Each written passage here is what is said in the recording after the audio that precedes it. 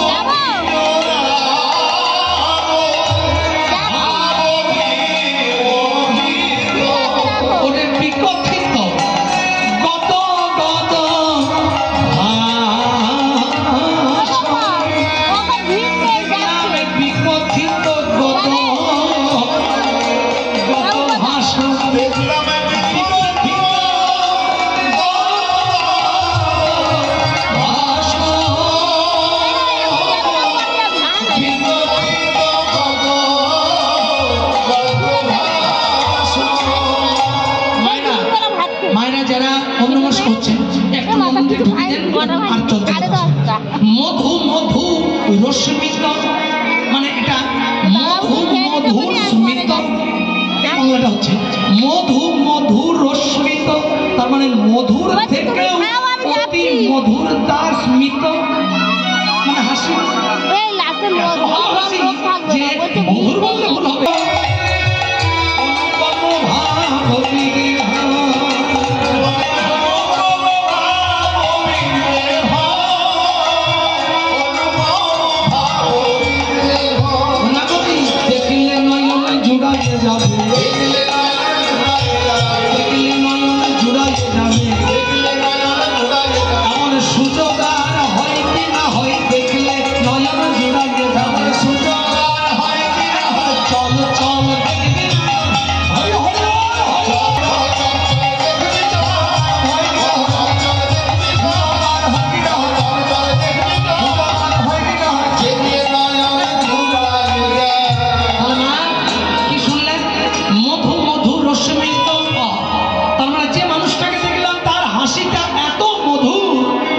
মধুর বললে কম বলা হবে, সেটা মধুর থেকেও মধুর।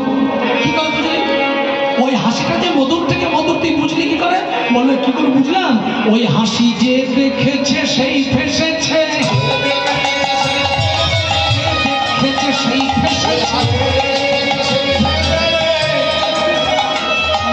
যে দেখেছে সেই ফেসেছে,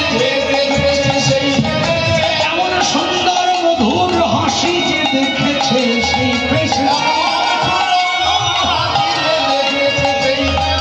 ও বাবা, তার হাসিটাও মধুর, তার মানে মধু মধু রশ্মিত, লোভিত তনুধৃত, যারা শরীরধারী জীব তারা যে জন তার হাসিতে নয়ন দিয়েছে সেই ভেসে গেছে। এমন ভাষা ভেসেছে যে জাল থেকে আর বেরোতে পারছে না, সবসময় যেন হাসিই দেখছে, চোখের জলে কাঁদছে আর এই হাসির কথা চিন্তা করছে। তা সেই মানুষটা কি করছে? বলছে এই যে নব নিজ রাগ ভাব বিমোহিত, মানে নূতন নূতন রাগের জন্ম হচ্ছে, বিমোহিত ভাব তার দুটি বাহু তুলে হরিনাম গাইছে আর নৃত্য করছে।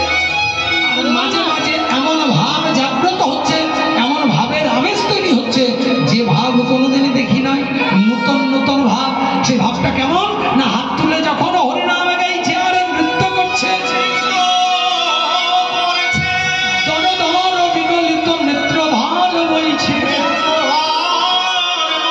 সুললিত কণ্ঠে মধুর হরিনাম গাইছে, আর মাঝে মাঝে নতুন নতুন রাগের জন্ম হচ্ছে।